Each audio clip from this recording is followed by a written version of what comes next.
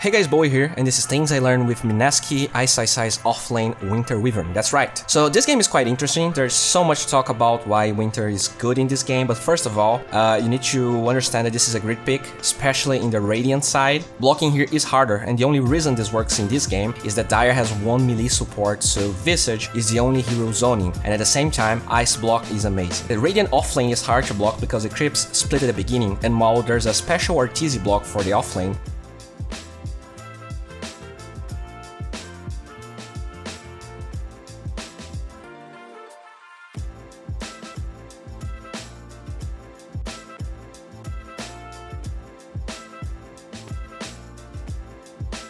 it's not so easy to pull off and it's a little bit unreliable, especially when you don't have a lot of move speed. So Winter Wyvern, he doesn't start with boots here, so I feel like this is the most consistent block he can pull off. This block, while inferior in blocking power, is more reliable. Pay attention how Ice attempts it. He waits near the tier 2, and it's all about noticing exactly when the creeps are getting closer to each other. These creeps are fast, and it takes a while to get this right. This amazing block makes the lane possible, and it's very important to pay attention to how much he values his range creep. When you're playing Dota in your first wave, unless you get a range creep deny as well as a melee creep deny, while the enemy team gets 0 denies, he won't be able to be level 2 until the next wave. And killing this range creep very fast almost always guarantees that you're gonna have a decent creep equilibrium in the next wave. You can see that he utilizes a lot of aggro here. Winter Wyvern has terrible base damage, but more importantly, this forces Visage to trade hits with him, and when that's done, the melee creeps stop attacking their original targets, and voila, his range creep is now in deny range, and honestly, this alone guarantees him in this lane. It's also worth noting that he makes sure to attack both heroes with his Q. The damage is huge on full HP heroes. He makes sure to stay close to range creep experience here, and since he was able to draw aggro of those creeps and not bring them to his tower, this is guaranteed level 2. And for most offlaners, this is already a big victory. One interesting thing to mention here is how freaking tanky this soothing voice Wyvern is. Ice has 800 HP, which means that he can go for this range creep, and really Dire doesn't even bother engaging. Jugger is still level 1, and there's no way that his pen is worth it here.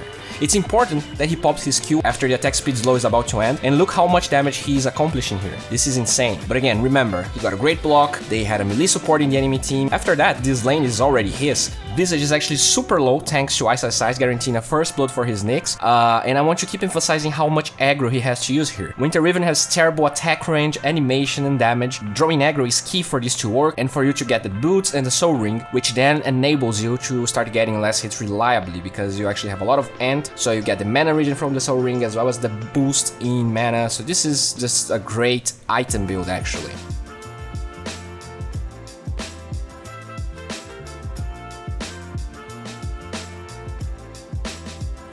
I'm a big fan of Ice's opener. He was confident in his block, so he knows that he doesn't need more than one regen item. His items also guarantee that he can finish Soul Ring and Magic Stick in the side shop without ever leaving his lane. He just wants to be there, leeching experience and using his Q pretty much every time he's ready. At this point, he literally owns this lane and there's no one that can deal with him. The reduced cooldown on Q is so good that he prioritizes it over his W at level 5. In a lane he dominates that hard, he doesn't need it to last hit from afar. He's actually like, he's the carry here.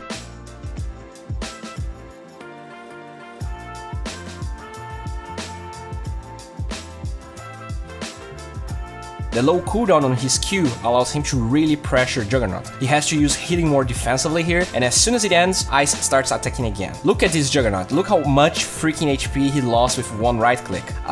Really, if the third point in Arctic Burn is just insane. Jugger is forced to pull to even stand a chance to get his creeps. I'm also a big fan of the phase boots pickup. As an offlaner in a lane that you can farm, it really helps you get in every last hit, and it also helps him chase better with Arctic Burn, or even like use Arctic Burn better, to like cross big distances. In fact, even before he finishes it, you can see that he can casually stroll in this lane that has 3 heroes in it to get the range creep, and from simply drawing aggro here, he puts Juggernaut in a terrible spot, taking him out of the lane and killing Earthshaker. It's worth noting that he prioritizes level 3 Arctic Burn over Splinter Blast, but not over level 4. The thing about level 4 Splinter Blast is that you can one-shot range creeps, and this is great for him. The fact that he doesn't need to go in so deep to get one last hit really helps him being safer and efficient. He actually farms faster too. As the Cardi starts pushing and the lone Visage shows up, just watch how insane this hero is if you just leave it uncontested. He easily dives Visage here and was pretty close in killing Jugger too. Even though he dies, I do agree in skipping your ult until you max at least Splinter Blast. I feel like level 3 Arctic Burn is just way too good to pass up to. Maybe if you're in a situation where you just get level 6 and the ult can be used, just go for it, but the value of the spell is related to how much farm and strong your enemies are, and at this point Ice probably right clicks for as much as Juggernaut. Usually when you're a support you're getting that skill at 12 minutes, sometimes even further, and then it may look pretty good, but with offlane Winter I'm pretty on board with his decisions. Ice just keeps styling on his enemies, he gets ult at level 8, and thanks to that ward he's able to pound Jugger super hard.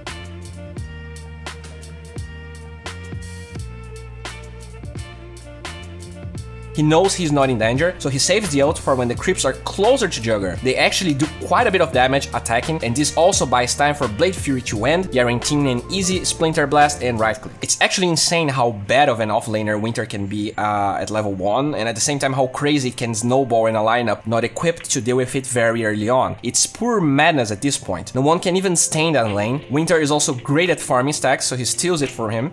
They almost blow Juggernaut here too. In regards to the Basilius, I feel like he only really goes for it because of wanting to push the lane. He went for it at 8 minutes into the game, which is usually pretty late. Mana regen wise, a Naked Sage's Mask is way better than Basilius, so I feel like he just wants to ramp up in armor and increase his team's sieging capabilities, since Troll doesn't go Aquila. Wyvern has so much HP but very little armor, so the armor is definitely welcome, especially against so much physical damage. We see a very tough fight that shows that clutch gamers finally understood that they need a full man rotation to deal with this Wyvern. Ice initiates on Underlord and didn't expect a reaction from that angle. She is obnoxiously tanky. With that 24 base strength and 2.4 strength gain, he tanks a ridiculous amount of damage and he barely turns the fight around. He probably didn't want it to ult immediately because the Visage birds were sleeping, so he cold embraces himself. Yeah, he died, but he bought so much time his throw almost got tier 2, and that was a huge rotation to deal with the offlane Winter. So I mean, this Mineski lineup is so funny, it's insane. Watching this throw ult so that the offlane Winter can kill someone actually cracked me up as I'm writing the script. Ice is such a menace at this point that he forces Glyph by himself and almost has Maelstrom completed. When someone tries to go on him, he just focuses one of the heroes with Q while he Splinter Blast, and it's just impossible to reach him.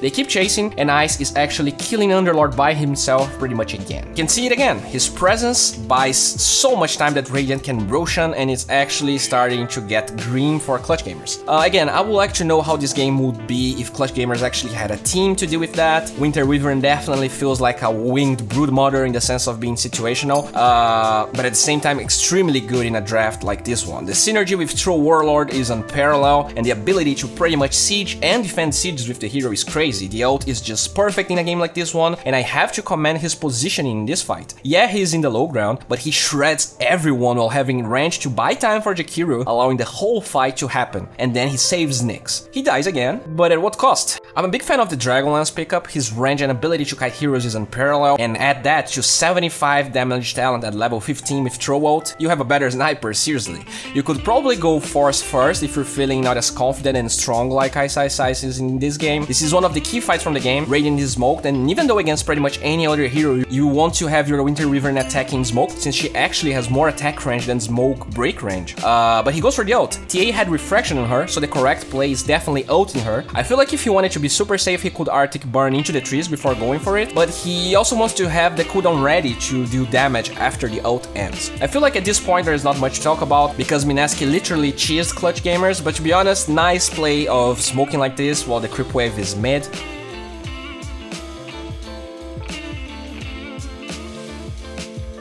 Crisp decision making, and there's something so cute on how Winter Wyvern looks while attacking that fast, I don't know.